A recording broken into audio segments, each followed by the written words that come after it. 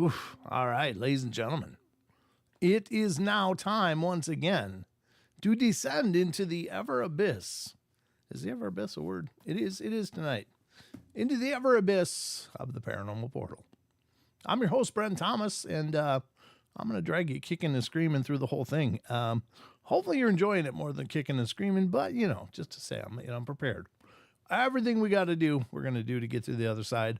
Great to see everybody coming in the door. As always, when we're launching the ship, the SS Portal is leaving port, and everything looks good so far. Cross your fingers. But it looks like all the connections are solid, and we're all here. And so with that in mind, everything looks glorious. I just had some issues a little bit before launching the show, but looks like we're in good situation at this point. So that's good. But anyway, got a lot to go tonight. Unfortunately, I'm going to be doing this alone tonight.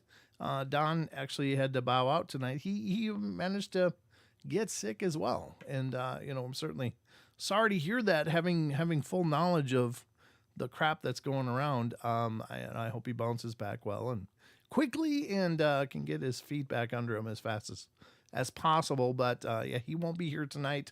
So it's literally just you and I. So we are it. But that's okay. We can float the boat just fine, I'm sure, but we'll certainly miss him here tonight.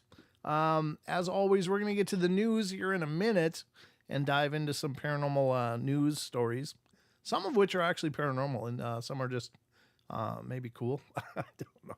I just like having a real broad cross-section of the news, and I got a lot of different articles open, but I think there's some winners in there tonight. Hopefully there'll be some interesting articles you guys will enjoy, and we'll all leave here knowing something more than we knew when we came in the door. So after that, we're going to get to some discussion I want to do about a discussion that I got into online just a little bit. I was only in it just in order to make a comment, but I thought it would be something that would be good to address on the show because it does come up a lot, and it's coming up more and more where terms are being kind of repurposed in the paranormal, and that's something that always happens. And I'll get into that more. But I thought some clarification would probably be good, and maybe a little reorientation of the discussion itself might be in order. So I'll weigh in with my 2 cents, and maybe you guys agree, maybe you disagree, but I'll just put it out there and we'll discuss. And of course, then we're going to hit the Crypted Corner and wind it all out. So we got a lot to get to tonight, as always. Think everything's looking pretty solid. How's everything on your guys' end? Am I looking okay? There's only so much you can ask of technology, but am I in focus? Am I lagging? Anything going on? Or does it look real solid out there tonight? Just let me know in the chat if you would, and that would be great, because you guys are literally my co-host tonight. So if things are not going well, I need to know. Hope you're feeling better. Yeah, I'm definitely feeling better, Auntie Lel. Thank you very much. It's a hell of a journey. I just don't do sick very well anymore. So I think it's just a matter of getting older. Looking solid. Okay. Very good. Good. All right. All good in the hood, Brent. Great. Thank you guys. Looking good. Digger Dog says good. Thank you. Thank you for that. And let me know, guys, in the chat if you do see that things are getting funky. I don't expect that they will, but oftentimes my focus is real scattered throughout the course of this. I should probably connect the phones. I didn't even think about that.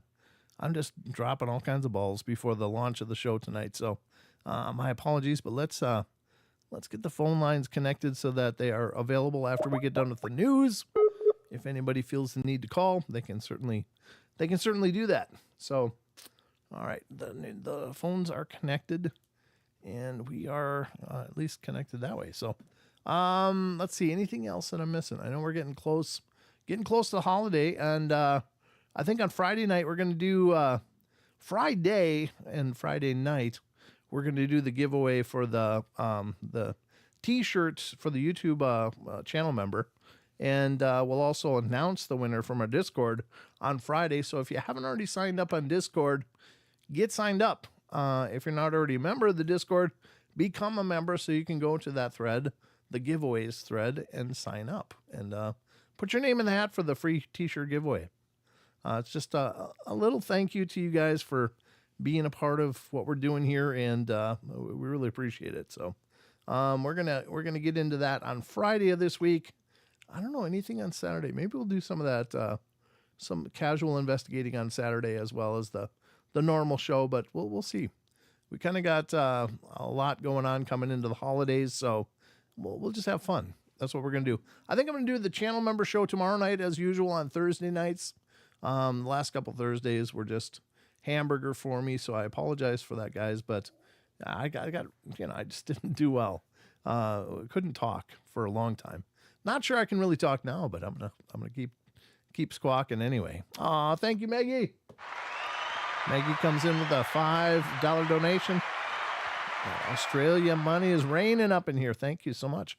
Happy holidays. Thanks for another great year of the Paranormal Portal. Thank you guys. I mean, here's the thing, I love doing the shows, but you guys make it awesome. I mean, you really do. And it's you guys that inspire me to keep trying to do better. So I really appreciate you guys being here and being a part of the journey. And thank you so much. All right, so without further delay, let's get to some news and find out just what I pulled up for you, because honestly, I don't really remember. All right, let's get to the news, ladies and gentlemen.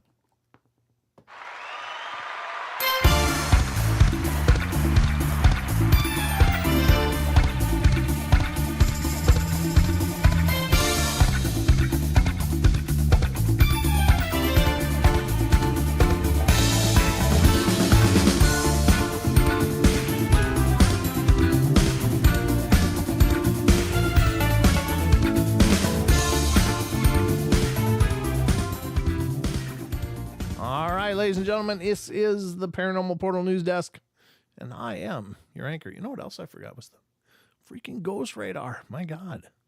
You'd swear I'd never done this show before. Just after a few days, it's like, I forget everything. This is just lame. Hold on a sec. Let me launch the ghost detector. I forgot about that part. X Paranormal Detector. X Paranormal Detector. There it is, ladies and gentlemen. The old tried and true X Paranormal Detector. All right, let's drag it into space here. And put it over here. There. Let's see. Boom. All right, let's put it up a little higher. That'll do. And today's date is, drum roll, it is the 20th. Wow, it's the 20th. Man, this time is just flowing. Flying, not flowing. Anyway, time is flying. 2023. Okay. All right. The ghost detector is now live, ladies and gentlemen. I'm now live. You are live with me. And the news is live. So with all that living, what the hell? Let's dig into it and see what's going on here. I need those tabs. Oops, there we go. All right. The first news article tonight that we're going to cover.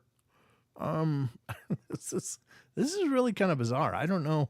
I'm not sure what this means. I haven't obviously pre-read this, as I never do before these shows, but this one got a kind of Dr. Dolittle vibe to it.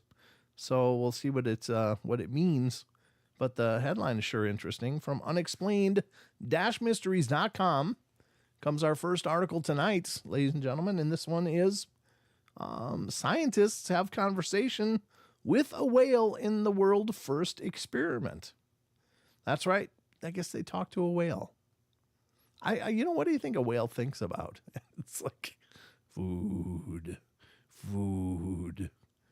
I mean, really, what do you think is going through their heads? Do they have a lot of social discourse that they're contemplating, or what do they think about? That's what I wonder. What do they think? Well, anyway, this is from unexplained-mysteries.com.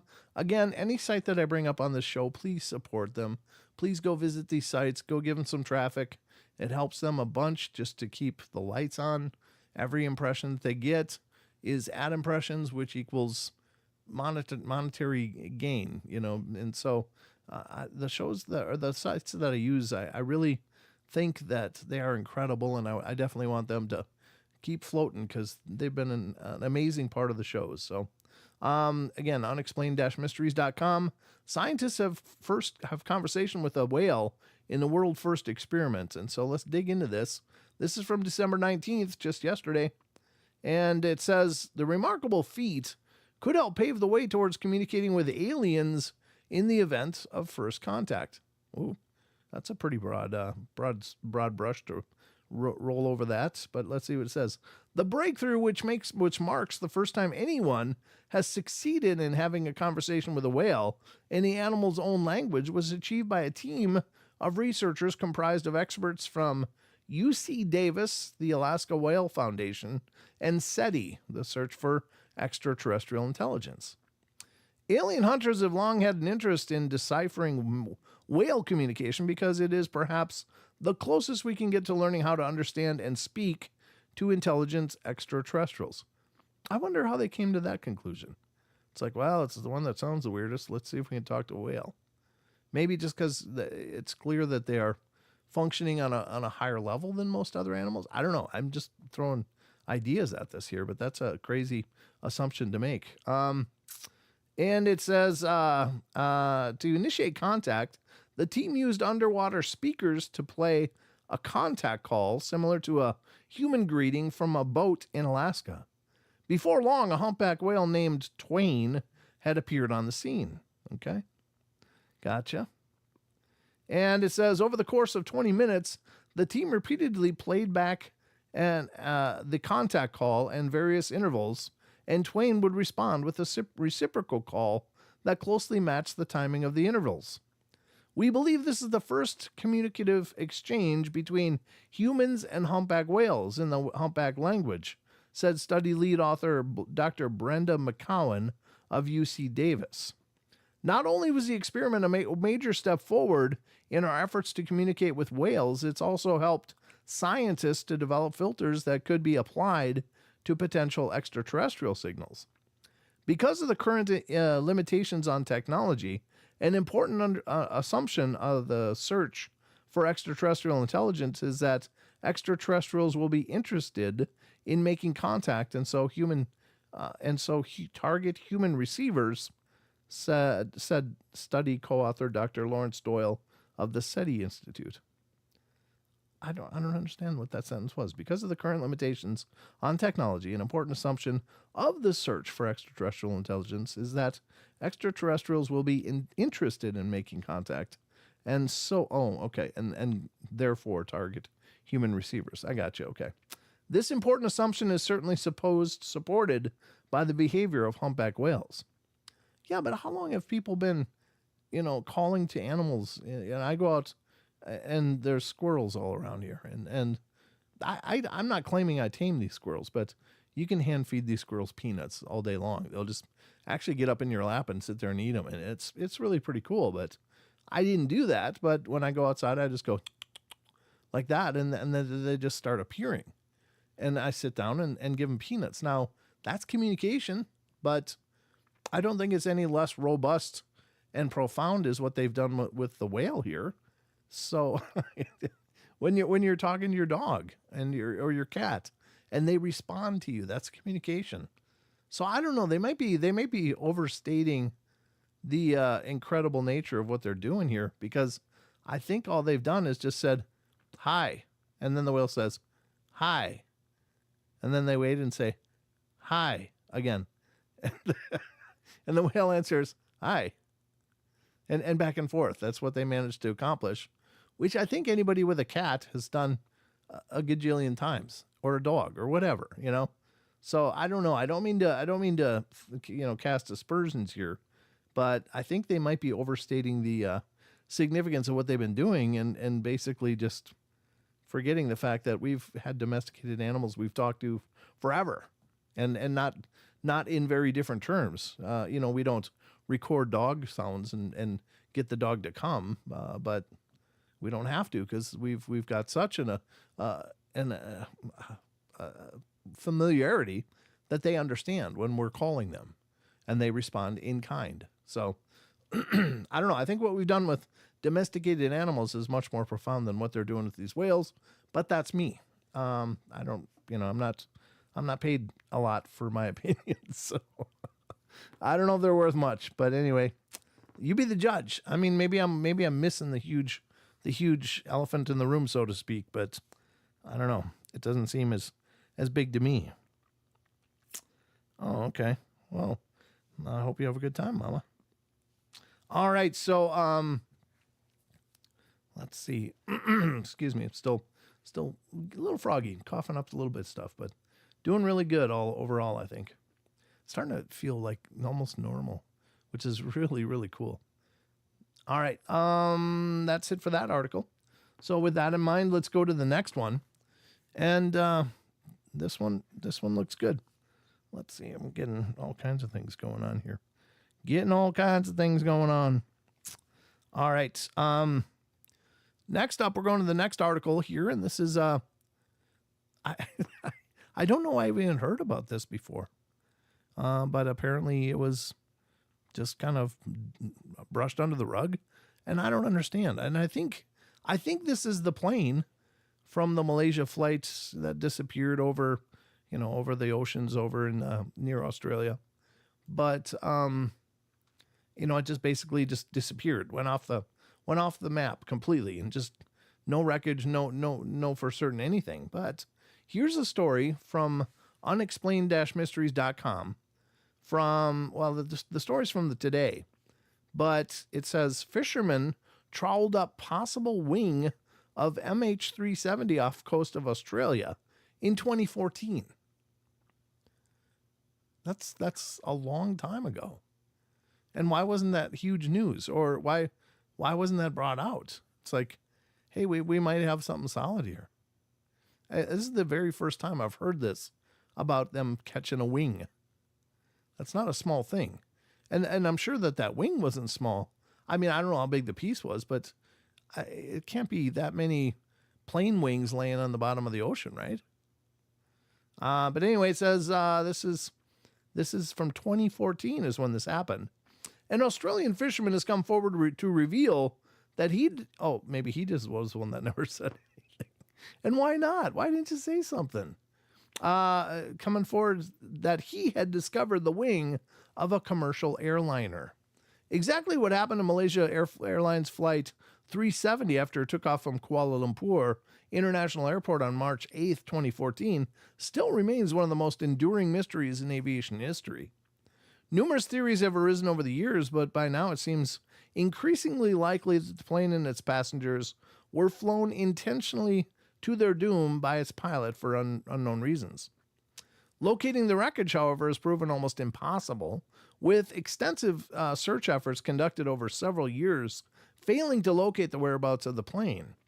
And while it's generally believed that MH370 came down somewhere in the Indian Ocean, an intriguing new clue, which may cast doubt on this assumption, has now emerged courtesy of a retired Australian fisherman, Kit Olver.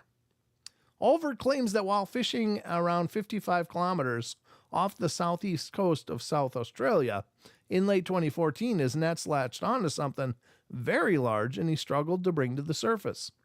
It was a bloody great wing of a big jet airliner, he told the Sydney Morning Herald. I've questioned myself, looked for a way out of this.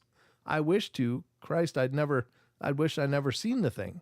But there it is. It's a jet's wing. His story's been corroborated by fellow crew member George Curry, and it was incredibly heavy and awkward, said Curry. It stretched out of the net and ripped it. It was too big to get on the deck, and as soon as I saw it, I knew it was obviously a wing, or a big part of it from a commercial airplane. It was white and obviously not from military jet or a little plane. In the end, Oliver had taken the decision to cut the nets and let the wing drift back out into the sea. When he tried to report the find to Australian Maritime Safety Authority, he was told that he simply found a Russian cargo crate that had fallen off a ship. Wow, really? They didn't even want to bring it up?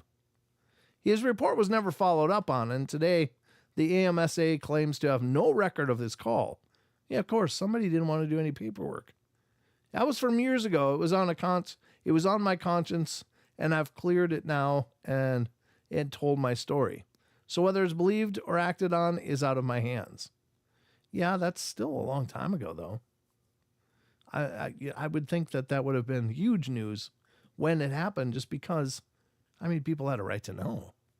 People lost families on there and loved ones, and that's just a horrible thing to not know. I think that would be the most horrible part would just be not knowing. And wow, I hope somebody gets canned over that. If that's indeed the true story, that's it was just dusted under the rug by somebody. That's horrible. But it's just human beings. Some people are amazing. Some people are less than amazing.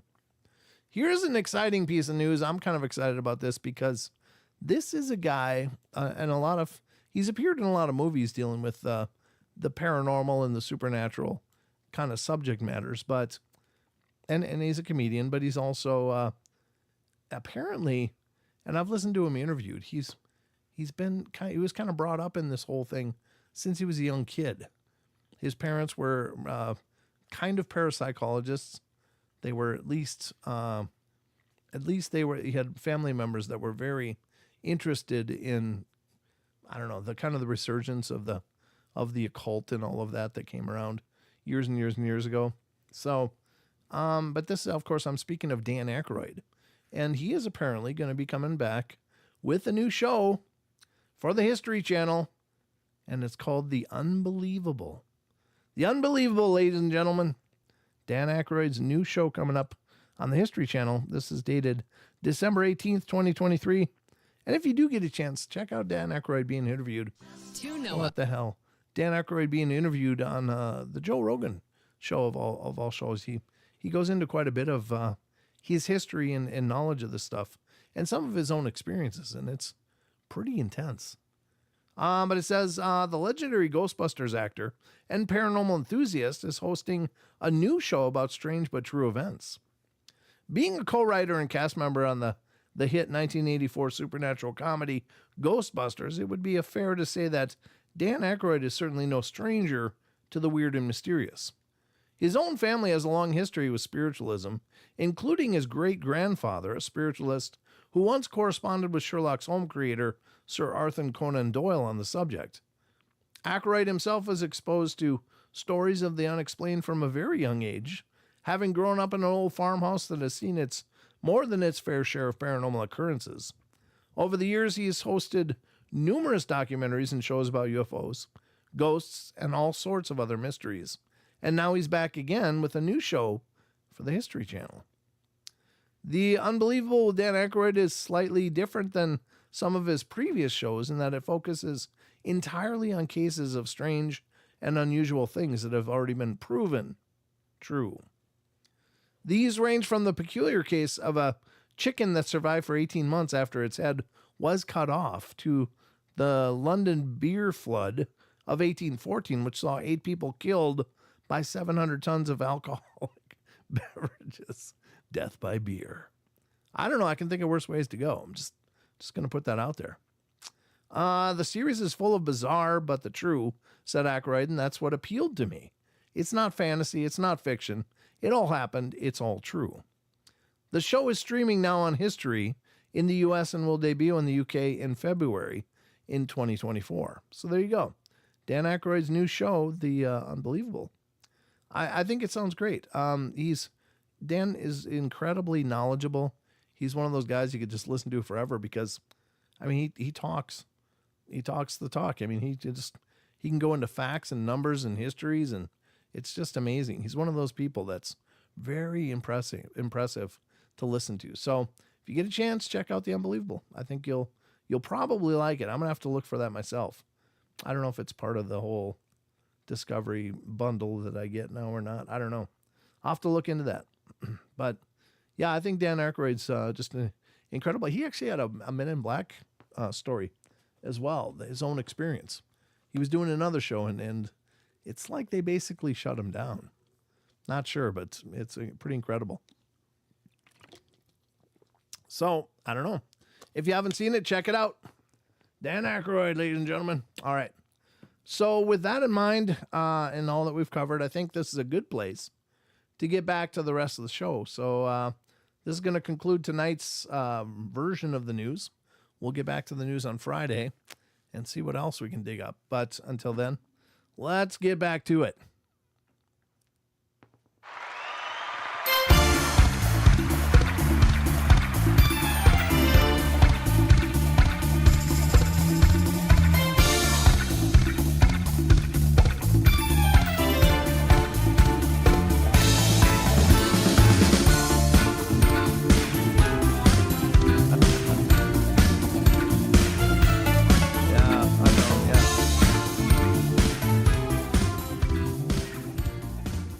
You hear the guy tell his stories, and you can tell he really knows what he's talking about. I mean, he's just a very incredible guy, but he's also incredibly articulate. And it's interesting that he's had such a diverse career. I mean, apparently he's also very heavily invested in some vodka or some alcohol kind of pursuit, and they do their I think it's vodka, but I think they do it in like Crystal Skull type of bottles. I'm like, oh God, that looks so cool. Here in the studio, I'll have to see if I can find some of those. Get some LED lights under them to different colors. That'd be really awesome. But anyway, yeah, that's kind of exciting. I don't know. I met him in person at a Comic-Con. What was he like, RJ? Was he a good guy? Did he seem nice? Digging rubbing elbows with a celebrity, kind of. Digger. What is Digger doing? Rubbing elbows. What's going on? I got to scroll up here. Digger Dog Dan is following in the steps of William Shatner. I thought the same thing when I was reading that, Digger. I was thinking the same thing, like, oh, he's just following Bill Shatner. But no, Dan's actually had shows going back many years, many attempts at shows like that. And so it makes it's Crystal Skull vodka. Okay. Well, that makes it real easy to remember and hopefully easier to find. I think that stuff is just lovely. I'm not much of a drinker, but I just think those bottles look really cool. He was really chill with you. Cool. Yeah, that'd be a neat opportunity to meet Dan and just rub gums with him and see what he's got to say. That sounded horrible. That sounds like kissing, didn't it? Yeah, that's not what I meant at all. Oh, Jesus. I didn't mean that. I didn't mean that like it sounded at all. I don't want to rub gums with Dan Aykroyd. Jesus. Wish I could suck those words back into my mouth. But they're out there. He got sued by Indiana Jones franchise and had to change the name of liquor from Crystal Skull. Need bottles, though. Oh, okay. Well, I hope he kept the skulls, though. That's too awesome. Yeah, it did sound bad. I know, it's so stupid. That's what you get in a live show. You get it all absolutely unrehearsed.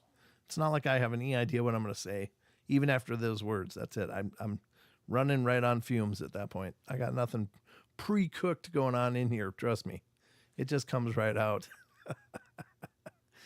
All right. So, yeah, that's kind of exciting. I think that'll be a fun one. Let's see. What am I going to do now? Oh, yeah, that's the discussion time. It's time for the discussion because we're about to have a discussion. We're going to discuss some stuff here that I think is kind of important.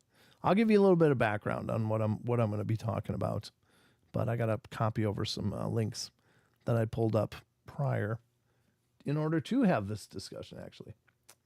Let's see. Paste that one over. Good. Let it load. Let it load, let it load, let it load. That didn't work at all. What the hell is this? What? Oh, for... God bless it. I hate when I do that. Let's just refresh it. There it is. Okay. I almost screwed up my link. Copy. There we go. All right. Paste. Yeah, I almost recopied the promo link that I was putting out on social media for tonight's show. That would have been brilliant. I would have lost the original. All right. Copy.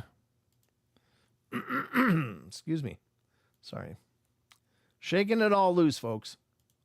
I haven't been talking a whole lot in the last couple days as well, so that doesn't help a whole bunch.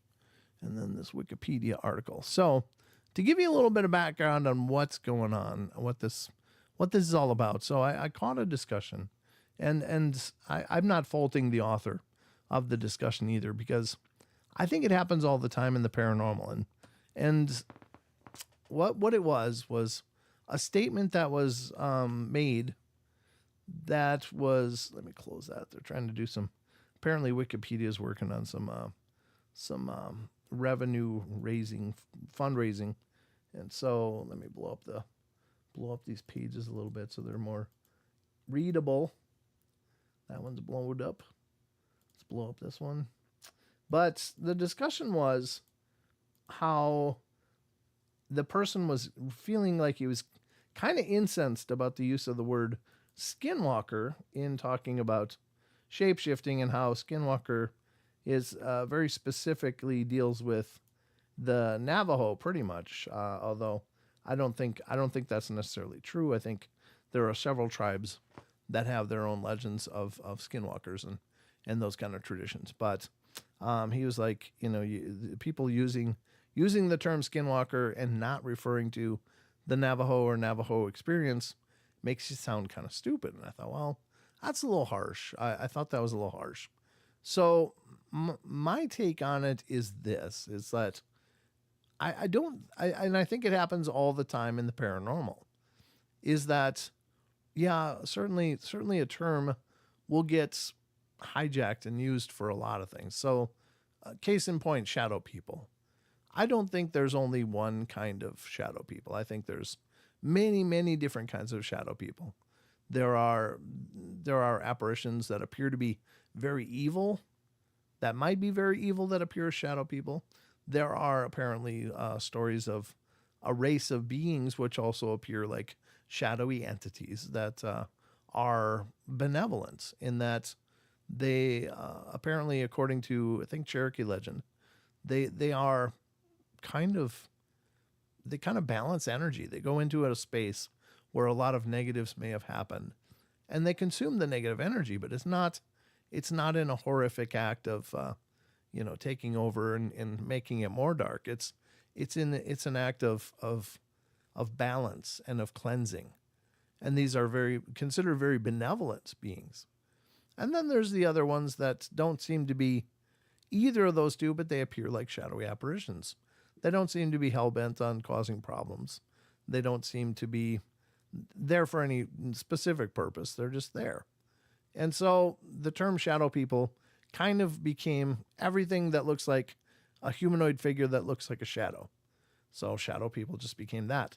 But the original term for shadow people, I think, was, well, I'm not sure of the etymology of the term completely, but I know that it was meant to describe this one specific type of esoteric creature that maybe preys on people and preys on the life force of either the very young or the old and infirmed, and will just sit and draw from their life force. Sometimes it comes up in sleep situations, almost like a sleep paralysis, et cetera, much like the old hag. But I think that's where it started, but it got hijacked. Now, the thing to remember is that... Slowly. Okay. Well, I'm going slowly, I think. The thing to remember is that I don't think that while skinwalkers are a term that's been used to identify the phenomena dealing with the Navajo, and what I understand of it is that the ancient skinwalkers were actually not horrible. They were kind of heroes.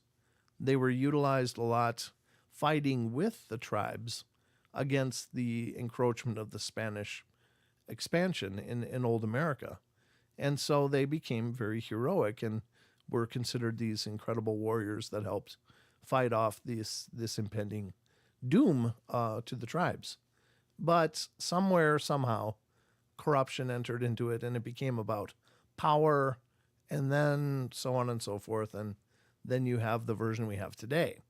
Now, it is believed that the skinwalkers of the Navajo legend, to attain that power, you have to be very specifically trained, but you also have to allow for, and I don't think it's necessarily go out and actively kill somebody, but to allow someone you love to be taken from you. That is kind of the in terms of alchemy, it's the or at least an anime of alchemy. There's an exchange, some word that means an exchange of equal proportion. So part of inheriting this ability to skinwalk, you would have to allow something to, by some measure or way, something to come and take your loved one or someone that is near and dear to you, and accept that that is part of you paying the price in order to inherit this really dark, horrible gift. And there you go. Now, the jury's kind of out on skinwalkers about whether, it depends on the take, but I've heard natives describe the skinwalker phenomena as more of a spiritual projection, in that the skinwalker will settle into a place with the skin of something they just killed, usually a wolf or coyote or something like that, and then they will meditate, and then their spirit will then leave their body and become a form of whatever this is. And so it'll have intelligence, it'll have, all of this, the awareness of the shaman with it, but it'll be a projection, an astral projection of sorts into the world of this other construct, spiritual, energetic construct. Now, that is the $2 version of the Skinwalker story. But the whole idea of shapeshifting is a global phenomena. This is not something that just occurred in the Navajo legends and folklore. It is something that has been talked about around the world. The ancient Druids were apparently shapeshifters. The tribes in Africa were shapeshifters. There's many different cultures around the world that talked about these shapeshifting shamanistic traditions. And so that's where it gets muddy. And so, as with everything in the paranormal, when there's a term that describes something that most people are used to, then it just gets used everywhere. Talking about skinwalkers over in Europe or in other countries, it's like, no, those are not skinwalkers. So it becomes an argument of semantics more than anything, and I don't think that that's necessarily right. And so I did pull up some articles talking about shape-shifting, just a quick search, so that we could cover this and how they are, have come up historically in other cultures. And I will share those with you now, and then I'll share my final thoughts on it. You can weigh in with whatever you guys think, and I'm not claiming that I got all the answers here, but I don't think there's anything wrong with using the term skinwalker to just describe shapeshifting. The La Lorna, aren't the La Lorna the ones that turn into the women that turn into owls or something, or the Bruja, one of those two, turn into owls, and there's other examples of it all around the world, and so that would be the more Hispanic, Aztec, Mayan lineages, South American lineages that talk about shifting as well. So, hold on, sorry, I got a cough. That was a good cough. All right, so hold on. All right, so this is an article from Wikipedia, actually, and again, they're doing a fundraiser. So, if you can help out fundraise for Wikipedia, by all means, please do so. But this has to do with shapeshifting. It says metamorph, shapeshift, shapeshifter, transmogrification. Those are all different terms that are very, very similar in a lot of ways to the term shapeshifter. It says, in mythology, folklore, and speculative fiction, shapeshifting is the ability to physically transform oneself through unnatural means. The idea of shapeshifting is the oldest forms of totemism and shamanism, as well as the oldest existent literature and epic poems, such as the Epic of Gilgamesh and the Iliad. The concept remains a common literary device in modern fantasy, children's literature, and popular culture. I'm not going to read all of this, obviously, but we're just going to go through a little bit. Folklore and mythology. Popular shape-shifting creatures in folklore are werewolves, vampires, mostly of European, Canadian, Native American, early American origin. The what is this? I don't even know how the hell to pronounce this. Ikhidian Nag and Ikhadiari Nagin. I think those are Naga, basically. Shape-shifting cobras of India. The Holy Jing of East Asia, including Japanese Kitsune and Korean Kumiho. And the gods, goddesses, and demons and demonesses like succubus and incubus. I don't know if those are shapeshifters, are they? I didn't know that. That's new to me. And other numerous mythologies, such as the Norse Loki or the Greek Proteus.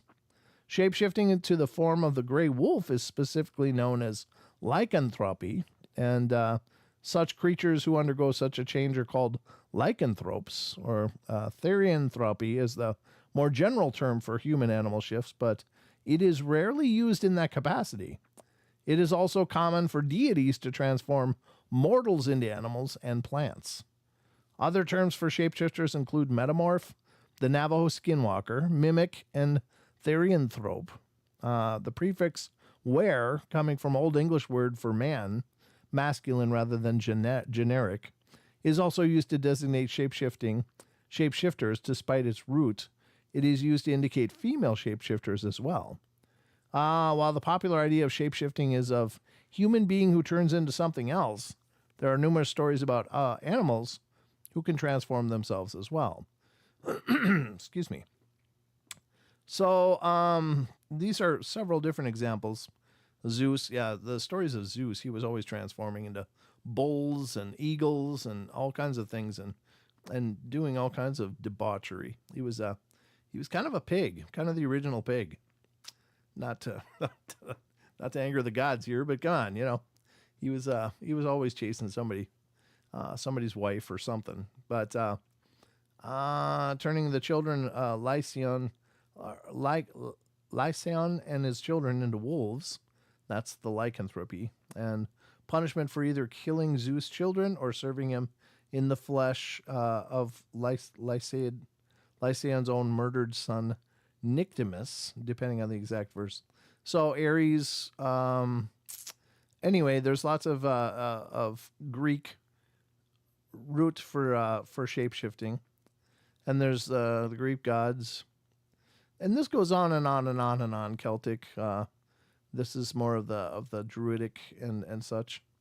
Transform him into fuel. So I can't pronounce most of these because these are like Welsh and such. They're very, very unusual pronunciations, and I'm just not that worldly. So I'm not going to brutalize the microphone with all of these names, but I will put a link into here. I will put this link rather into the chats, and you guys can check them out if you're interested in learning more. And if anybody wants to put them into the Discord, I would appreciate that as well.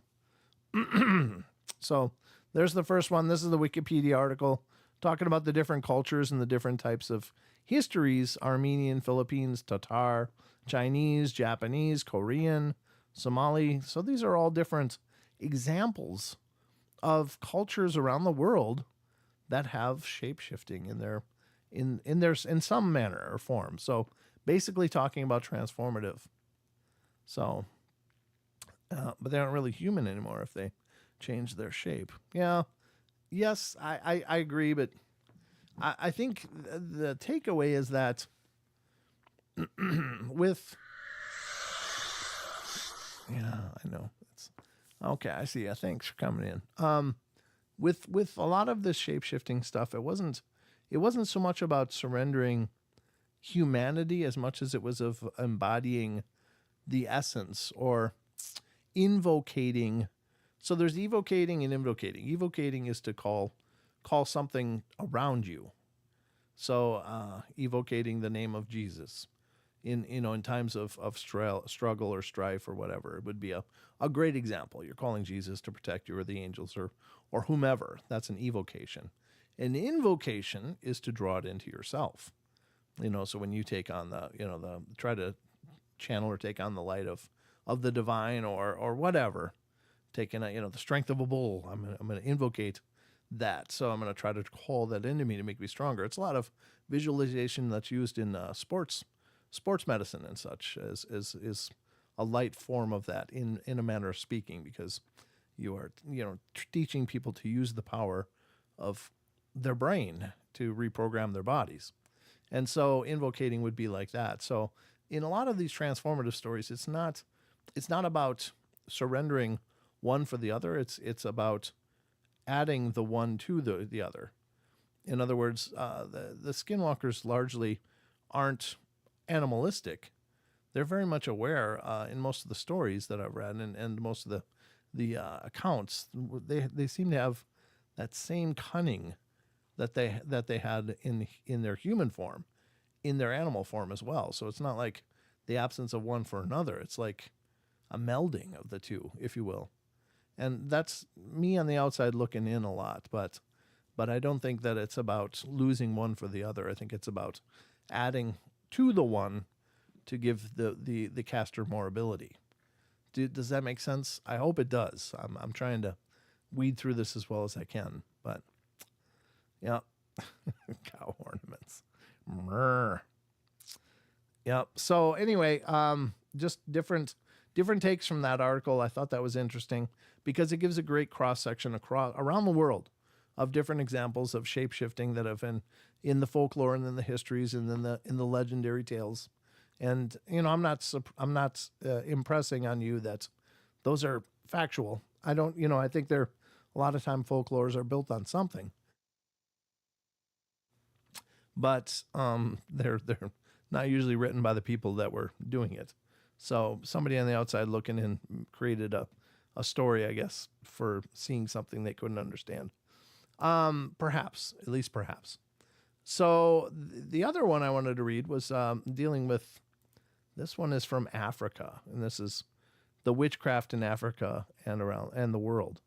I got to look though, because some of these are incredibly long articles, but I did want to read a little bit about this because I do want to focus just on discussing the idea that, look, this shape-shifting stuff is not just in the U.S., in the Navajo religion. It's not just them. It's all over the place. And oftentimes the takeaway is that we use a term of familiarity, but it doesn't mean to redefine the entire thing as one thing, if that makes sense. I don't know. This is kind of a last-minute addition to the show, but I saw that discussion. I've been kind of chewing on it all day. I was like, maybe we should discuss this on the show. At least put my 2 cents on the table and whatever that's worth. All right, so witchcraft in Africa and around the world. I haven't pre-read this, so it might not be as good an example as I want it to be. But the same dichotomy between sorcery and witchcraft exists, sometimes more ambiguously, in the beliefs of many peoples throughout the world. Again, witches are typically seen as particularly active after dusk, when law-abiding mortals are asleep. According to traditional Navajo belief, when a witch travels at night, he wears the skin of a dead animal in order to effect a transformation into the animal. These skinwalkers hold nighttime meetings at which they wear nothing except a mask, sit among baskets of corpses, and have intercourse, with corpses. In some African cultures, witches are believed to assemble in cannibal covens, often at graveyards or around a fire, to feast on the blood that they, like vampires, extract from their victims. If they take the soul from a victim's body and keep it in their possession, the victim will die. Like those in Western society believe of child abuse and Satanism, African witches in the popular imagination are believed to practice, oh, dear God, lots of perversions. I don't even want to read that stuff. Sometimes, as in the Christian tradition, their malevolent power is believed to derive from a special relationship with an evil spirit with whom they have a pact, or they exercise it through animal familiars, assistants or agents, such as dogs, cats, hyenas, owls, or baboons. Yeah, I don't like how they transfigure everything into a basket of darkness. Like, there's a lot of occult traditions that are not dark at all. They're not horrible or evil at all in paganism and such, but it just gets cast into this ugly basket of, well, they're all Satan. It's like, yeah, I don't think that's really the thing. I'm going to put a copy to this link in here as well. So among the Zande of the Congo and some other Central African peoples, The source of this evil working capacity is believed to be located in the witch's stomach, and its power and range increase with age. It can be activated merely by wishing someone ill, and is thus a kind of unspoken or implicit curse. At the same time, the Zande believe that evil deeds can be wrought even more effectively by the manipulation of spells and potions and the use of powerful magic. In anthropological terminology, this is technically sorcery, and thus, like the witches in Shakespeare's play Macbeth, who dance around a pot stirring potions and muttering spells, the Zande practitioners may more properly be termed sorceresses or sorcerers rather than witches. So this one goes on and on into the comparisons of different practices around the world. Again, I haven't read it all, but I wanted to touch on that one and give you guys a link. If anybody wants to learn more, it's there. And then this one is to do with the African, the lycanthropy in Africa. And I thought it was interesting because this is from, I guess, well, I don't know when it's from, but it's dated over here at 1956. So it's quite old. And this is not the best view, but let me see. Yeah, it's very little to go on here, but I did want to read this, or at least a portion of this. A deep-rooted belief in witchcraft, wizards, and witches undoubtedly plays a very important part of the life of Africans. Moreover, such beliefs are not solely confined to them. Many Europeans who have made their permanent home in Africa speak in all seriousness of having witnessed personally some astounding supernatural occurrences. Like the Africans, they also believe honestly in the powers of the Waganga, witch doctors, wizards, and witches. Neither ridicule nor argument is capable of shaking this belief in Africans or in those Europeans who think like them. In Europe, the United States, not infrequently, in Europe and the United States, not infrequently, fiction takes the form of African stories about black magic or of men and women performing acts of lycanthropy, which that is to say, transforming themselves into animals. This type of literature, of course, makes a strong appeal to those intellects that still harbor a substratum of superstition. Such people, too, are quite numerous amongst the world's inhabitants. Even in this modern and more enlightened age, the sales of the story of Count Dracula, no less than the box office receipts of the film based on the book, attest to a wide interest in or susceptibility to thoughts about such seemingly impossible happenings. Insofar as instances of lycanthropy in Africa are concerned, let me frankly admit that there are no personal experiences upon which I can draw. It is possible, however, to shed some rays of light upon the subject by quoting from the experiences of others who have been more favored.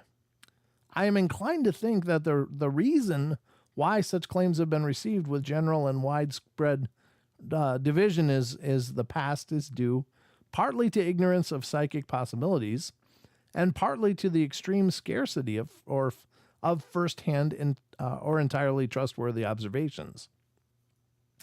In all truth, this may be stated, the fable that human beings can change themselves into animals or vice versa is as ancient as life is itself. Transformation from one form to another is strongly credited as being a practical possibility by most of the primitive races of people scattered over the world's surface. And for the simple reason that primitive mankind, let me get down here, endows the brute creation with an equal degree of intelligence and emotions to his own. Notwithstanding, they do not necessarily connect the idea of self-transformation with any thought of evil.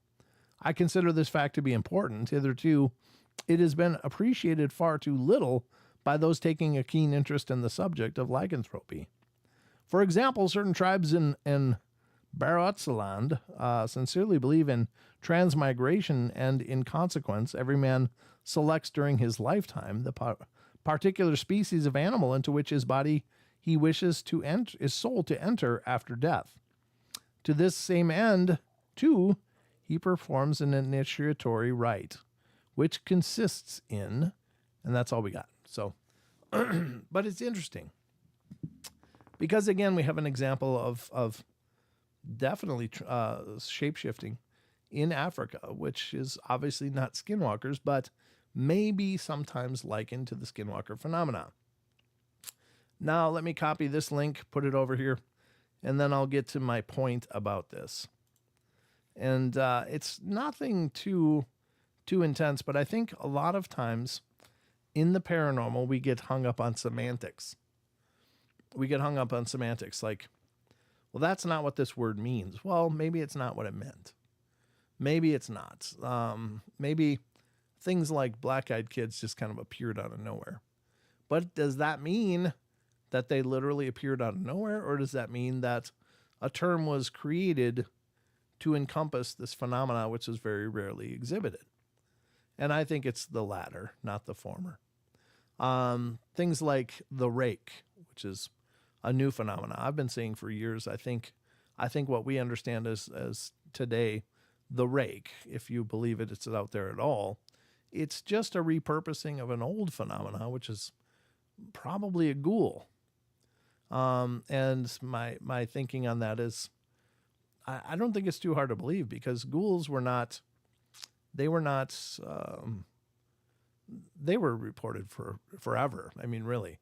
And then suddenly not. But suddenly then what we got when they started resurging and coming back again is rakes, because people were confronted with something they didn't know what to make of it. Now there is possibly the fact that some of the identity was created through just creative minds online. But what I think might have happened in terms of the ghouls were these wiry humanoid type creatures that were often sighted around graveyards. And they would be digging up graves and trying to gnaw on the corpses of the formerly living.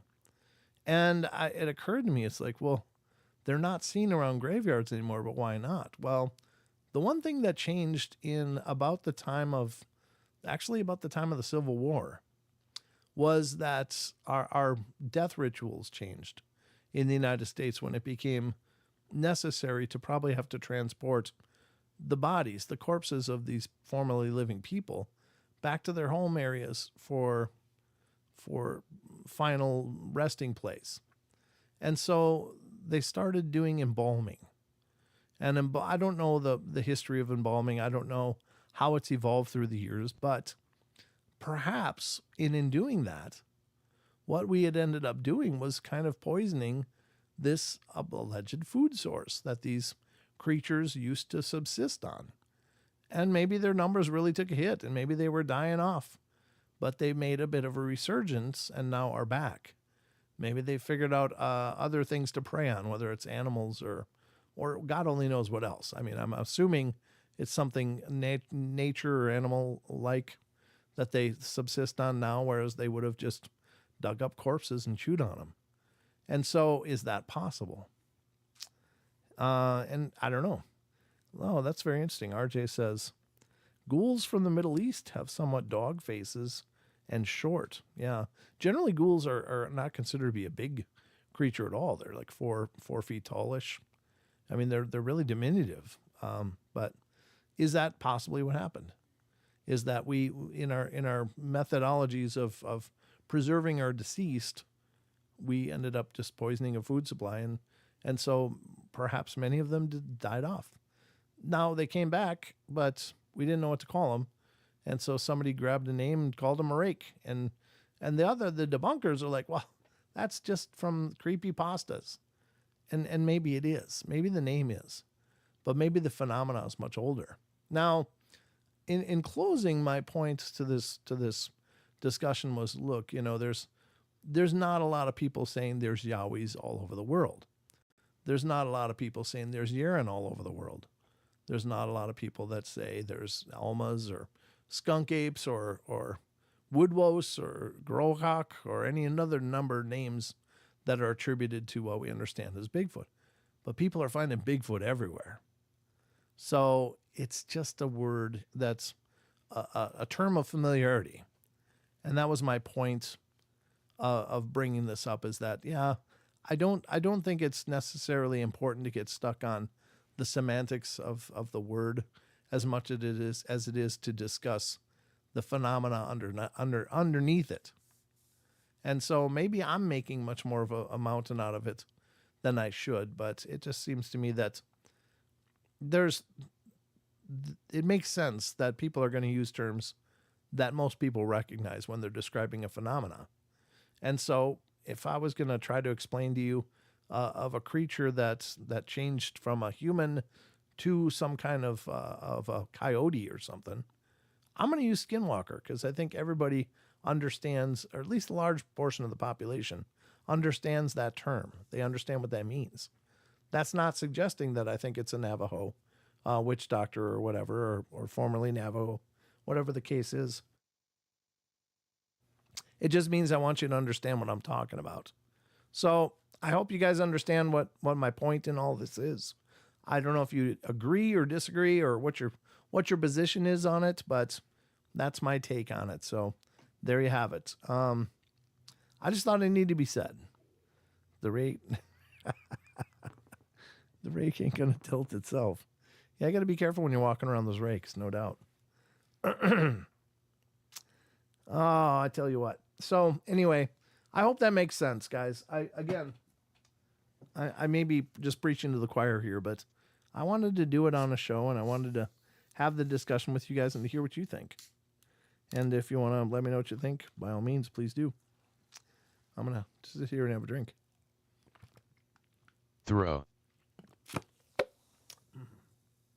Throw what? I don't want to throw anything. I don't like messes. I'm not going to throw anything. There we go. So, at any rate, there's my moment on the soapbox, me weighing in on that discussion, me bringing you guys in on the discussion. And again, I don't have any like anger or I'm not upset about the discussion happening. I just don't. Oh, thanks, RJ. I just don't think it's important to degrade people for trying to have the dialogue because they may not be semantically correct. It's like, yeah, okay, it's not skinwalkers. All right, but it's something that's changing form, and everybody knows what skinwalker means, and if they want to know more, they can dig into it. So, there you go. That's it. That's my points. Take them or leave them. I'm going to close those links and get ready for the next part of our journey. God, it's already after 8. Where did the time go? Woof. I'll tell you what, we're moving through the night. All right. I guess we'll get into some Crypted Corner then, because we kind of were already in it anyway, just dealing with that discussion. But let me get this lined up. That's the blog. There we go. All right. So without further delay, let's get to the Cryptid Corner and talk about some cryptids, because I know I got a hankering for some cryptids myself. So I hope you do too. Let's see how am I doing here for battery. I better plug this baby in. Hold on a sec.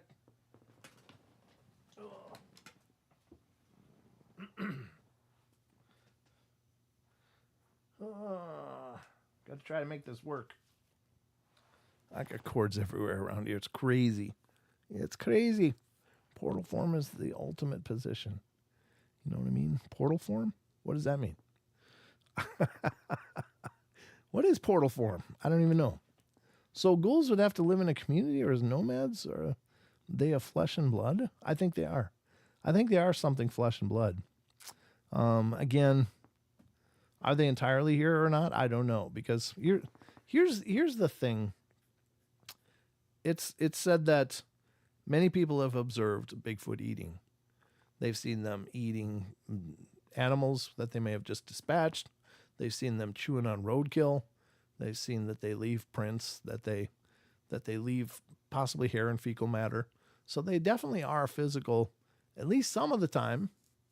And Dogman also is considered physical at least sometime, because it's been observed doing those same things, leaving those same proofs, and definitely altering and affecting the environment around them. So they're not just simply an energetic thing. They may be both. And the same thing may be for the ghouls. They may not always be here. They might be, I would suspect, if I was to guess what the ghoul is, I would honestly suggest that they are primarily, what's the word? They're primarily subterranean, that they don't live much on the surface. But this is where the low-hanging fruit is.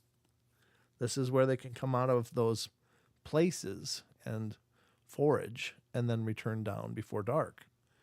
Clearly, they have to live most of the time in a pretty controlled environment, because if you look at the physical description of what we understand as ghouls, they look like emaciated stick figures. They have a very specific body type, but that is not. They don't have any fat to speak of. They don't have any fur or hair and appear to be bald. They're very pale. They seem to be largely a small creature of some kind. And so these are not physical adaptations of anything else that lives on the surface of the world. These are, however, physical adaptations that you would find in subterranean kind of creatures. They don't need the hair, because largely when you're underground, you're in a very fixed environment. It's usually, I think when you're way down, it's generally about 57 degrees. So it's certainly cooler than what we're used to up here, at least part of the season. But they don't need the UV protection from the sunlight, so they wouldn't need the hair. They don't need excessive warmth, because their environment is primarily controlled. And so they seem to be very well adapted for living under the ground. So my suspicion about the ghouls is that they visit up here, they come up here to get what they need, but they live down below. They live in the dark places. And being is that they're very diminutive to our relative size, they can probably get a lot more places and have the ability to traverse those very dark places very well. They also have extraordinarily big eyes. Generally speaking, people have seen them talk about how huge their eyes are. Well, that's another adaptation for something that generally lives in the dark. So that's my laundry list on those. It's funny you should ask that, Rachel, because I was just thinking about that the other day. It's like, I mean, they have no hair. They're not meant for up here. They can't be. They have no body fat. They have no insulative qualities whatsoever. They are just literally skin and frame. That's what they are. So that has to be subterranean, I would think. But anyway, interesting. They live in burrows like trapdoor spiders. Yeah, I mean, it could be like that. Sure, they would. I mean, if they had more appendages, they could look like a spider for sure. I mean, they just since they're quadrupedal. I suspect they're largely bipedal, but they have 4 limbs. They don't have 8 like an arachnid of any kind. But it's interesting. Very interesting stuff. This is the space of my head. This is what my head's like. Spelled in The Hobbit. Kind of like Gollum. Yeah, exactly. Very much so. Yep. Like Schmeagol. He was largely subterranean. Yeah. That's a good point. Yep. Been lurking. So anyway, let's get to some Cryptid Corner, because we got some other creatures to visit with tonight. And to start out this journey, RJ, I think I saw it once. I need hypnosis to recall it. What'd you see? What are we talking about? I don't know. Has anyone seen the map of human disappearance? Yes. I've seen that as well. And it's possible that things like Bigfoot too are subterranean or other creatures, but it doesn't seem to be as big as a Bigfoot is. You would still think that would be if they are just simply subterranean. How do they navigate that and handle cave-ins and stuff since they're a much bigger creature than we are? Because, you watch those people going spelunking, and man, some of those places I can't imagine a human even trying to go. And these people that go cave diving, man, they will squeeze themselves into pretzels to get through places. Not even sure how they're going to get back. And I'm thinking, my God, you are all kinds of measures more brave than I am. There's no way I would just go, can I fit through that one way? What if you can't fit back the other way? It's not like someone's coming to get you. Or if they are, they're in for a hell of a journey, because you could be hundreds of feet below the ground. What are they going to do? Drill a well for you? Maybe they would, but you better hope they would. I'm just fine being up on the surface here. That's good enough for me. I don't have any interest in diving into deep, dark caves and stuff. Those years are well behind me. Not that they were ever here, but they, just in relatively speaking, I'm nowhere near that. Yeah, I agree. It's insane. It is insane. But people are adventurous, and I love that spirit. Don't get me wrong. I admire it. I really do admire the fact that there are people that will do that. I'm just not capable of it. There's no way. I have all I can do just to get the toilet every once in a while.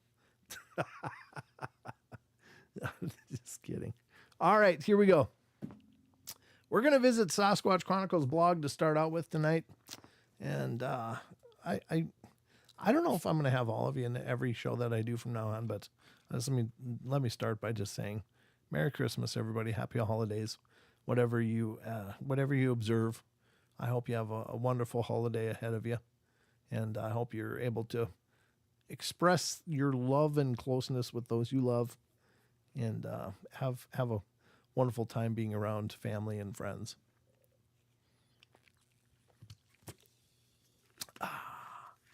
Having a 7-Up tonight. They're just nice and wet. All right. Let's go to Sasquatch Chronicles blog, ladies and gentlemen. Again, please support Wes's blog. He's always doing a hell of a job on his podcast, but everybody knows the podcast. And I hope through the course of the show, we're bringing more people to the blog as well, because Wes really works really hard on that too. So drinks are wet, but some are dry. Some are kind of drier than others. And I need wet and citrusy right now. It's a lot of it is not because of being sick or anything. It's just because of using a heater. Like I get bone dry during the winter months really quick. I'm always hydrating. All right. So Sasquatch Chronicles blog, we're going to visit one of these articles right now. The first one comes from December 19th. And it's a short one. It says, my band members saw something. I don't know. I hope we didn't already read this, but we're going to read it again, even if we have. A listener writes, hey, Wes, first off, I love the show. I'm from Houston, Texas. I'm a local dump truck driver and also a musician. Writing because recently my band played an event in Liverpool, Texas. It was a wedding, and the couple had it in the outdoor venue type deal, but about a couple of acres right by the chocolate bayou. I don't know what that is, but sounds delicious. What happened was a bandmate went to the wood line to relieve himself before the first set started, and it was about 8:30 p.m., so it was dark already. He said he was relieving himself. In the distance, he saw a human silhouette by a nearby fence, and he thought it was a neighbor, but the figure was swaying from side to side, so he found it strange.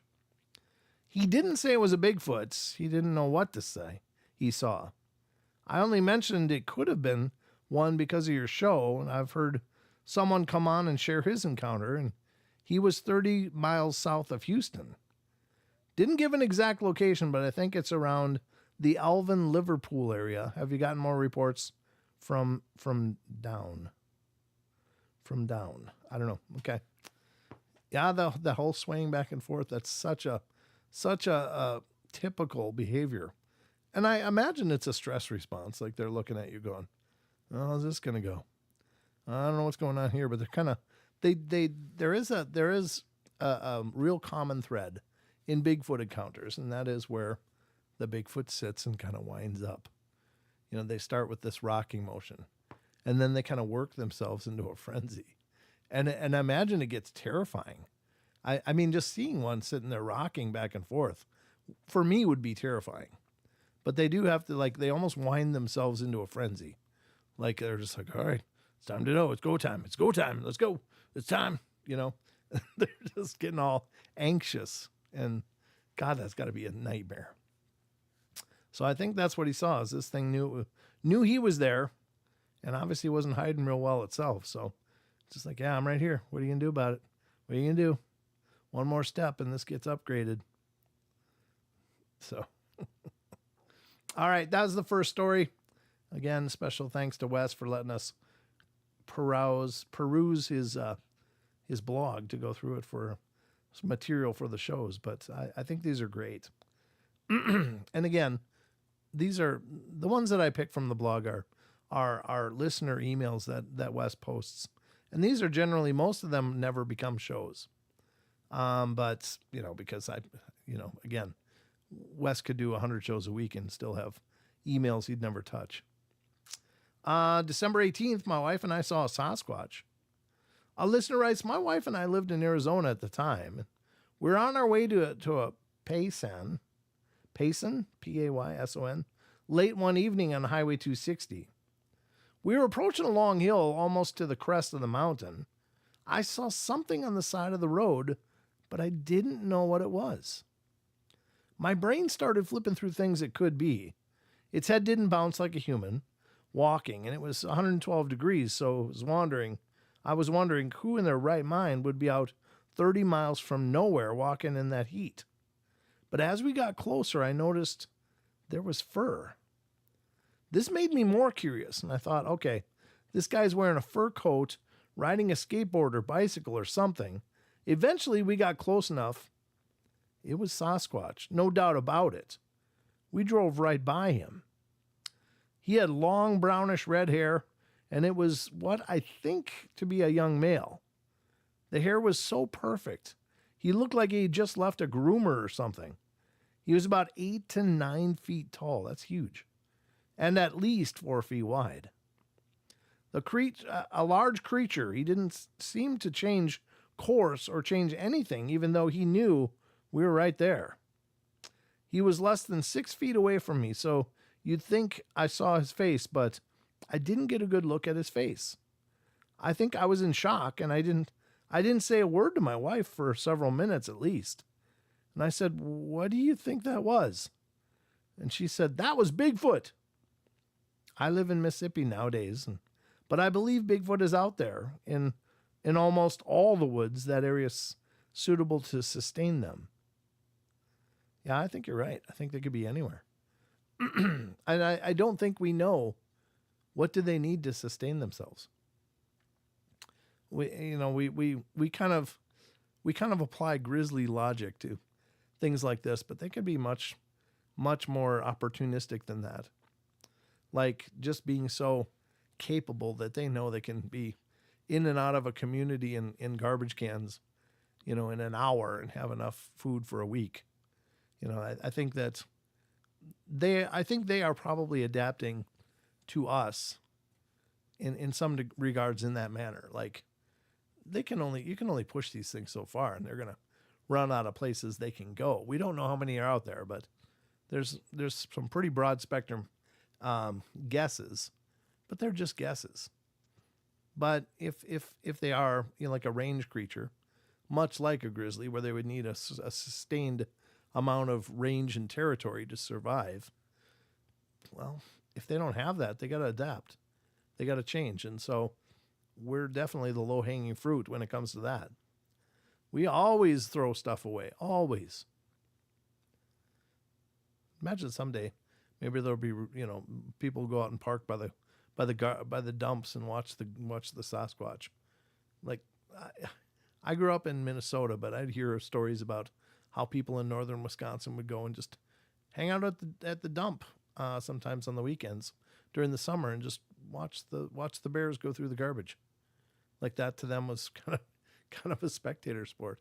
And I imagine it's got to be kind of interesting, but How long will it be till those bears are also sharing that space with Sasquatch? Well, that's a possibility, I suppose. It is interesting on the stories like this, though, because, I mean, there they are. This thing is walking.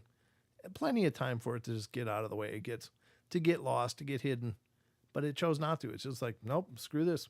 It's too damn hot. I'm not going to hide anywhere. You just deal with me. I'm on my way.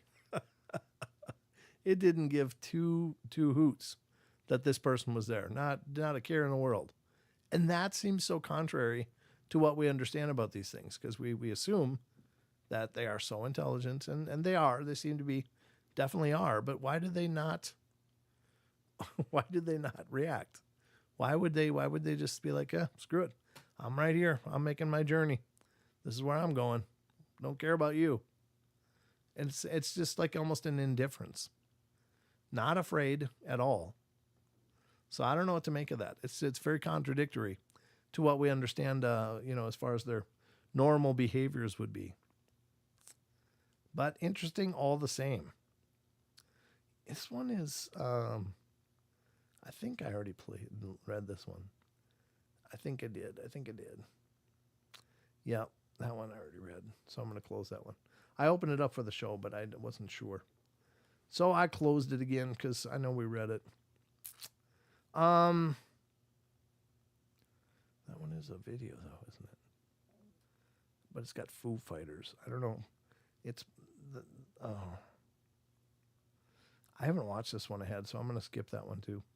I just don't know if it's got copyright material on there. Here's the last one from Sasquatch Chronicles tonight. And this one I hope is good. I hope it's good. All right. This is December 9th, reflecting on strange events. A listener writes, I did not think much about my experiences. I've come to accept the fact that some spooky stuff happened out there, but I know this experience is not a sighting, but these events are far too similar to others who have had sightings. I lived 25 years of my life next to this property, and it was an unused, mostly wooded area. 1 5-acre field next to our house and 1 acre pond almost dead center of the property. The whole property is about 100 acres, and the 50 acres with the field belonged to someone in Kentucky, and the other 50 with the pond belonged to Mr. Belcher. Mr. Belcher didn't want anyone to ever fish his pond or go on his property. Once he escorted me and my dad out there when I was about 7. He never said why. Dad just thought of him being old. Wife passed away many years earlier, and children never visited. Anyways, the majority of the time I stayed at the 50, that wasn't his. He passed away sometime around 2000. On April 2007, I walked back to the pond to do some fishing, and as I got within 50 feet of the pond, I could smell something like rotted animal, dead fish, and skunk mixed all together. I thought for sure I would be able to find the source, but after walking around the inner pond and looking everywhere, there was nothing to be found. I decided to go ahead and fish as the smell had oddly disappeared. The sky was overcast. It was about 4 p.m. and it was dead quiet. I stood on the dam side of the property, made a cast. On my second cast, almost right after my lure hit the water, directly behind me was the sound of what I can only describe like a hickory baseball bat hit an oak tree. I thought that was weird, but I've never heard it before. Many times out there. Thought nothing of it. Reeled in through another cast, and again, lure hit the water and the same sound behind me. This time I immediately turned around and started looking for someone causing the sound. I waited about a minute looking for any movement, but saw nothing. Okay, it's super quiet and still. I decide to cast again, and no kidding, the same thing happens. Usually I carry a pistol with me, but not today. I decided to go home then, made it home, and nothing else happened that day. Number 2, October 2007, deer shotgun season. I'd been hunting around the woods around the pond for about 2 hours, and I was getting close to dusk and was walking back to the house from the pond. It's about a half mile from the pond to the house. While walking up the dirt road about halfway between the pond and the house, when to my left I hear footsteps. When I stop walking, the footsteps also stop. It's an old-growth hardwood forest. I can see at least 30 yards into the woods, no problem, but I don't see anything making the footsteps. I walk a little and can hear the footsteps again. I stop, and the footsteps stop. At this point, I decide enough of this game and jog the rest of the way home, checking over my shoulder from time to time. Number 3, February 2008, 2 a.m. I was awakened to a helicopter hovering with no lights on at treetop level, about 50 yards behind the house. It stayed there for about 5 minutes and then flew off away from the house. I don't know what that was all about, but again, didn't think anything about it. In July 2008, I moved away. Since then, the properties were divided up and it's now a subdivision. I went back last year with my son just to show him. Spoke with the current owner who has a house next to the pond. He listened to my story but probably thinks I'm crazy. I asked him if he had anything weird happen. Just foxes stole some of his chickens. Thanks for your podcast and allowing people to share their stories. That's interesting, the foxes. Because again, I'm pretty sure that they're opportunivores, you know. And that was what Don called them. I think that's the perfect name. Opportunivore. Because, interestingly enough, and I've shared this on the show before, so if you've heard this, I apologize. I'm going to get a little redundant here, but Donna and I were actually contacted by a homeowner here in this area of North Idaho. And the homeowner had 30 chickens and was suddenly down to about 9 chickens. Now, the interesting thing about chickens, anybody with chickens, of course, you'll know this, but even if you don't have chickens, most people know this, that when chickens get grabbed, they generally do a real big stress response and they blow a ton of feathers. They just freak out. You know, there's like, Wah! And they blow feathers like crazy. And I imagine it's an escape mechanism, like they're, you know, if they're blowing feathers, they get loose and hard to hold, and perhaps they can slip away and live another day.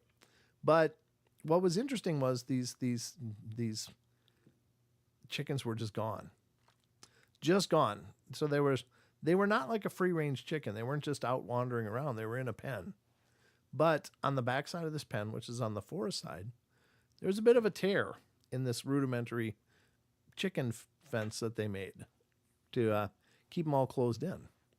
That hole was about maybe 8 by 12.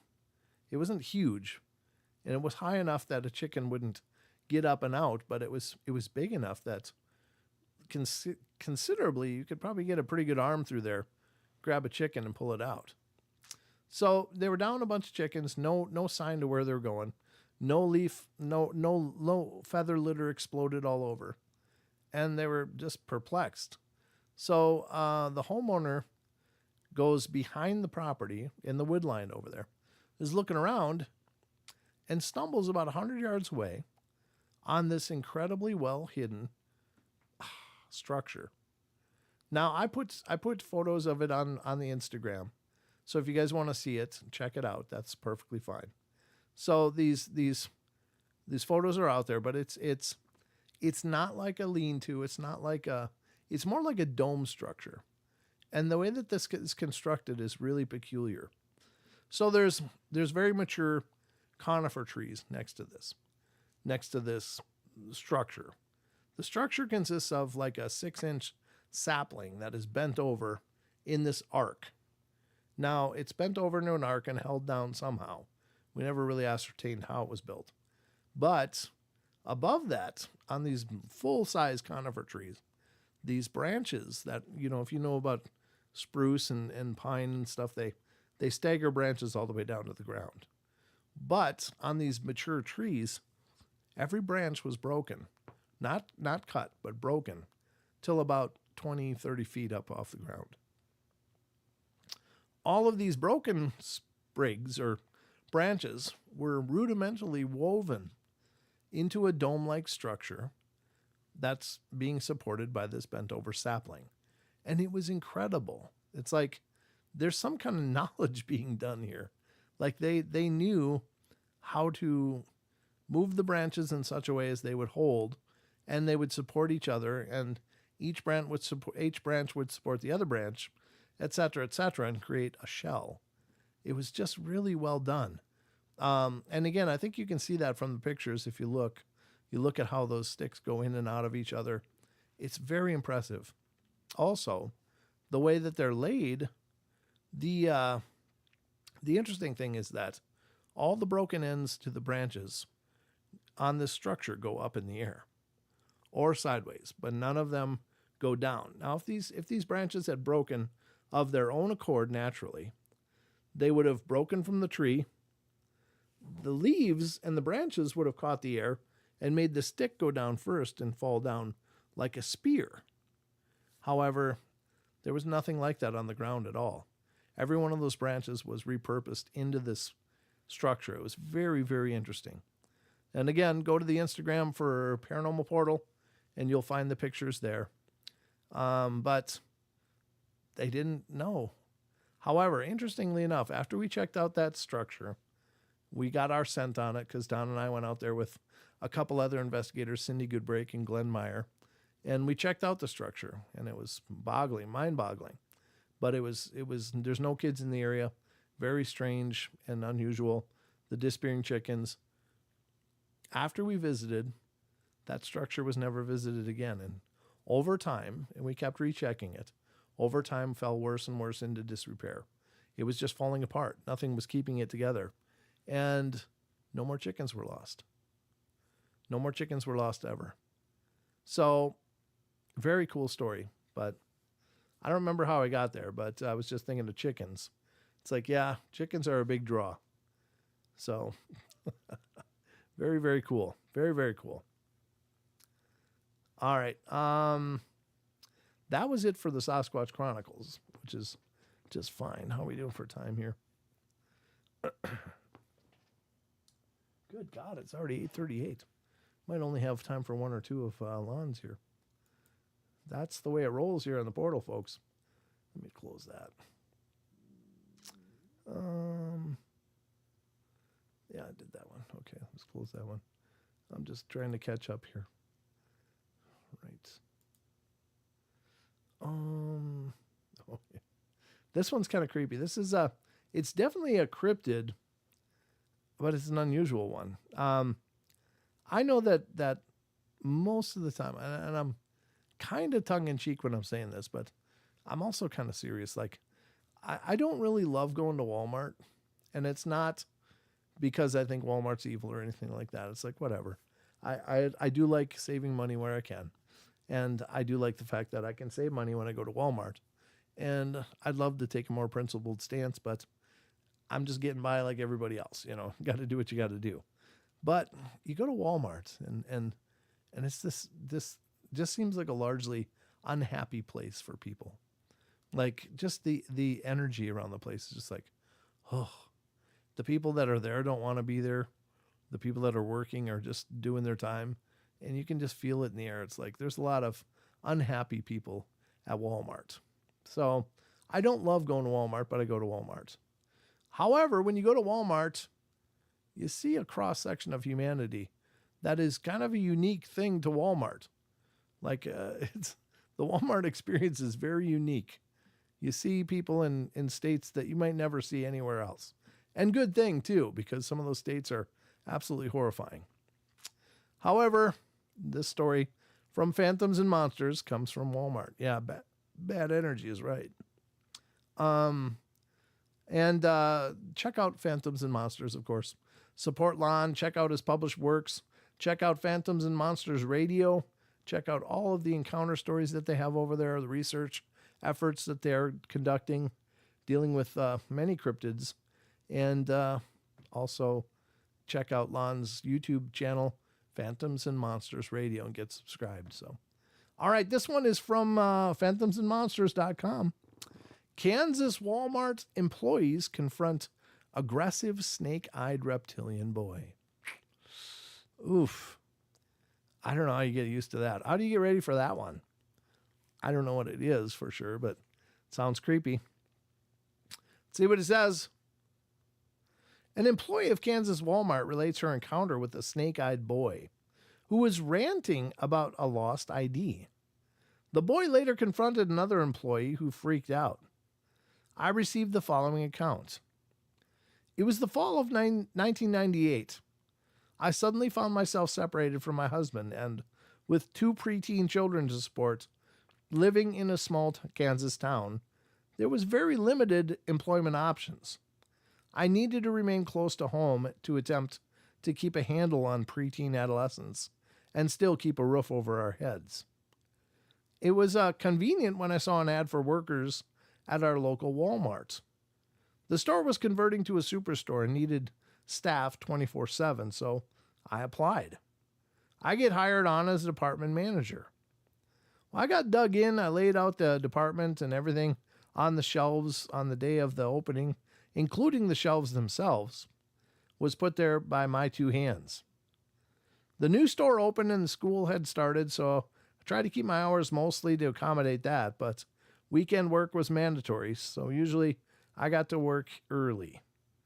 There was only light register staff, and I'd be the first department manager on the floor. It was early days for the new store, but the majority of the setup crew had departed the job site. One morning I arrived even earlier than usual. I had timed in and was about to leave the freight room when a young boy about the age of my own 2 kids rushed past me, nearly knocking me over. He started sputtering something about how his ID had been lost and he had to see the CCTV to see who picked it up. The first thing weird about this is that I didn't know this kid. My kids grew up in this town, and being in a small town, I thought I knew all the kids from town and all parts around. The second weird thing was, back in 98, it would be very unusual for any small town preteen to have an ID of any kind. I told him I knew nothing about it, but he could follow me back to the office to inquire. There was only one lady back in the office, and she was a member of the setup team and had been responsible for hiring me. I left him with her shortly after a short explanation and went out on the floor to begin my day. But I'd forgotten my scanner, so I turned my heel and went back to the office area to get one. Immediately, I could hear this kid becoming very aggressive with my coworker. He was ranting on, insisting he knew CCTV tape immediately. He needed to view the CCTV tape immediately. Sorry, that was a mouthful. The human resources officer was trying to calmly explain to him that only security staff and the store manager could view it, and she would pass on his concern. Worried about my coworker's safety, I crept closer to look, to the door, rather, which remained open, and his back was to me, but looking past him, I could clearly see her whitened, shocked face. The boy, sensing my presence, swung around and stormed past me, and I assume flew out of the building. "Did you see his eyes?" she exclaimed. Though, in fact, I said nothing. I think I was basically gobsmacked. And as it turned out, I never again spoke to her. That was the last time I saw her. When I inquired after her, I was told that she was transferred, though others whispered that she had been fired by the home office. The third thing was look into the eyes of a snake, and you will know what I saw as the boy fled by me. Oh, that's creepy. You are welcome to use this story, but please do not use my name. This is a true story and detailed to the best of my memory. Thank you. What do you make of that, guys? Are they with us? Are they among us? Is this another one of those stories where they're here? Are they here? Is that what you take away from this? Because that's what I'm taking away from it. It's like, well, they're here. They can hide. They can look like us when they want to, but when they get pissed, they might not look like us as much. Like the anger just melts their disguise. I don't know. I keep expecting someday just to look up and be like, oh, there you are. There you are. Because I'm pretty sure if they're here, and I know they're here because I've seen craft myself. I don't know what they're doing. I don't know what the plan is, but they seem to be among us. But I'm sure they're blending in for the most part. But who knows what the end game is? But I'm sure I'm going to look up one day and be like, oh, that's definitely not a human. Like I said, I've had a bunch of experiences in my life, and I'm actually probably going to forget far more than I remember. But it's a very strange thing. Just to think that there's possibly people with knowledge. Club. Throw, and now club. Throw a club. I don't throw clubs. Sorry. Not sure what you want to be happening here, but that's not how I do things. But to see a kid with snake eyes, I think would about do it for me, man. I'd be like, I'm good. I just want to look at the next one here, but that was the boy with reptile snake-like eyes. Here's a Bigfoot one. I think it's probably okay. We could read this one. All right. This is from phantomsandmonsters.com as well. Did Faro Lake, New York resident witness a Sasquatch burial ritual? Okay, I thought was a great one because obviously the stories, or at least the belief that Bigfoot might be burying its dead is a very long-standing idea, and I think it makes sense. I really do. I think it makes sense. So if they want to stay hidden, one of the biggest things to do would be to bury their dead. All right. There are other witnesses too. I've read through the years, read a story years and years ago, probably on the shows here. If you went back through the archives, you might run into it. But of a forest ranger watching a burial ritual where they buried the Sasquatch into the earth, and then like 4 of the big ones picked up a huge boulder, put it on top of it. So, like nothing's going to be digging that up. So it's, I don't know, but I think it's makes sense, right? All right. The following email was quite strange, and I felt at the time I needed further investigation. The email was written as a draft, including an outline that was added with other notations. It was an odd format, but the information was verified when I contacted the submitter. I was asked to write the commentary since they felt that they were not able to compose a story that would be understood by the readers. I forwarded a copy of my final composition to DD, which was approved. I inquired about the witness, my cousin, willingness to be interviewed, but that notation was rebuffed since the information sent to me was done so without the knowledge of the witness. All specific personal and location disclosure was agreed to be kept in confidence, so here's the transcript.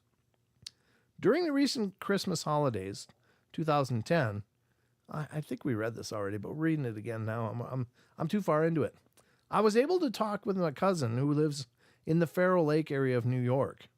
He was a conservationist and an advocate for nature conservation, and he recently made a discovery that is fascinating, but pains him since the information could most likely lead to Bigfoot hunters decimating wildlife in pristine forests.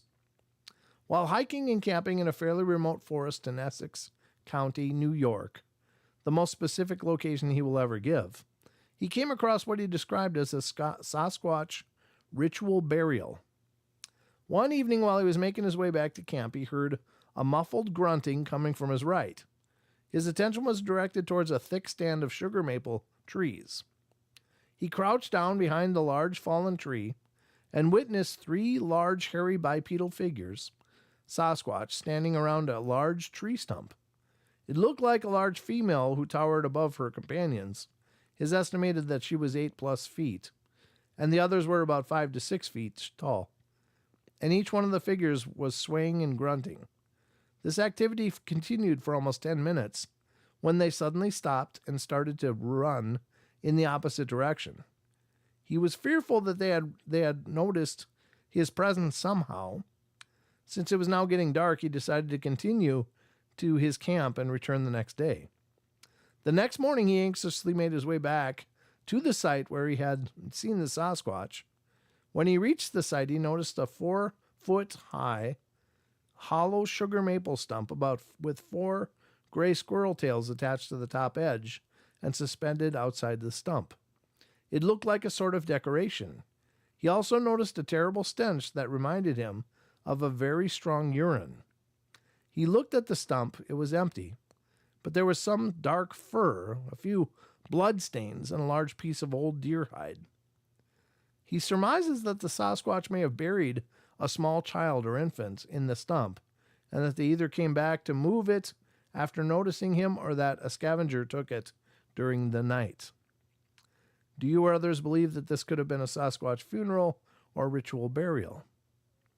When I originally posted this commentary, I received responses from several doubters, but no one was able to offer an alternative reason for the actions of these Sasquatch. Is it possible that Sasquatch conducts spiritual rituals? Any information would be welcome. Yeah, I think it makes sense. Again, this is not new information, and many of you out there already know this, but there's apparently archaeological evidence to suggest that Neanderthals had burial rituals which included flowers, and that seems pretty ornate and pretty impressive for what we consider largely to be these animalistic beings. But yeah, there's some kind of culture in them as well. We don't understand it much, but I think it's there all the same.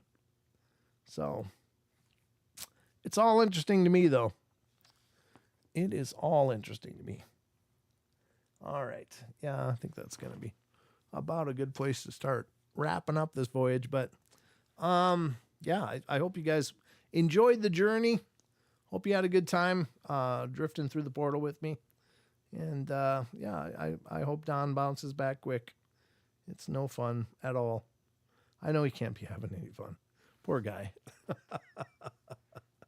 Poor guy.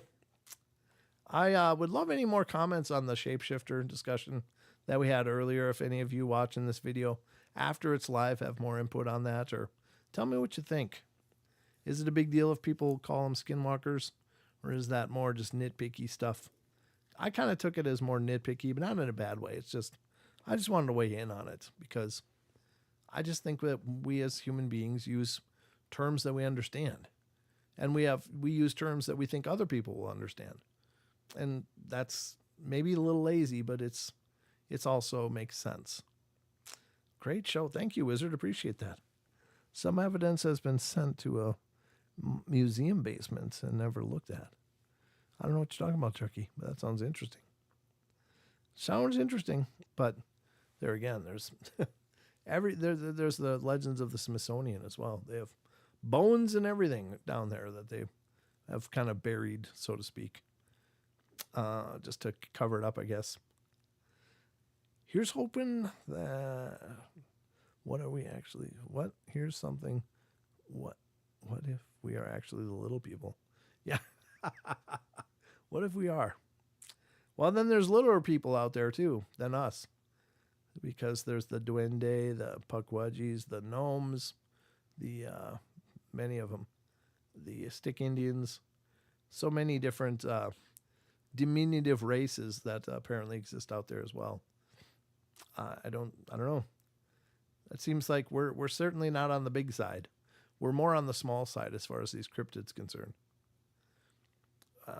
I just think we largely aren't aware of how many beings we're sharing this earth with. But there's a ton of them out there. No question about it. I don't know. I do wonder how many could be out there. Could it be a ton? Probably not. I mean, just generally speaking, the sightings are very, very sporadic. Even in places where there's lots of sightings, it's not like you can count on seeing a Sasquatch every year. You can never count on seeing them. You just might be in the right place at the right time at that rare moment where they're there too. And it's more a happenstance than anything. So that's what leads me to believe that, yeah, they're probably still considerably rare, but I think they also probably have considerably large ranges, like home ranges that they kind of cycle throughout the year, having to do with berries and the movements of the local fauna and fish and other wildlife and plants and ripenings. So I think they work a circuit all year round and then just kind of reset, work it the next year all the way around, do their circuit. And it's probably a pretty robust range. I don't think they have very small nooks that they take part in. They have complete areas that are theirs. So wherever they are, I don't know. But largely they don't want to see us, that's for sure. All right, so I guess this is probably a good place to wrap it up, though. So I hope you guys had a good time. Thank you so much for joining me. As always, I'm going to continue to get better and better and feel better and better. And as I do, my ability to bring you better and better shows hopefully improves as well. So sorry for the repeat stories that we ended up hitting twice tonight. Well, not twice tonight. We hit them once tonight, but we hit them a couple of those once other nights too. I just didn't close them. So that's my mistake, but I don't know, doing the best I can. So anyway, that's going to conclude the journey. I'll be back on Friday night for all you regular folks. So join me. We're going to do the giveaway. We'll announce the giveaway that we gave away on Discord for the free t-shirt, and we'll do a drawing for the members that are here. If you want to qualify for a t-shirt giveaway on Friday and you're a member of the channel, you have to be here on Friday night. And in the second hour, we'll do a drawing and give away a t-shirt to one of our lucky contestants. If you're here earlier in the show, I'll be giving away 5 gift memberships, but you got to be here to get those. You can't just be hanging out and generally speaking, they're given away right as they're purchased. So beginning of the show, I'll buy 5 and be distributed mechanically through YouTube to different listeners. And then later in the second hour, we'll do the giveaway and figure out who the lucky winner is. So at any rate, that's what we got for tonight. Hope you had a great time. Thank you so much for joining me and keeping me company. Remember, we love you all. Be good, be kind, be nice. Take care of each other, help each other out. Find the magic in every day and remember to laugh as much as you can. And I'll be back on Friday night, 7 p.m. If you're a member already, we'll do a member show tomorrow night at 7. So until then, you guys take care. I'll talk to you soon.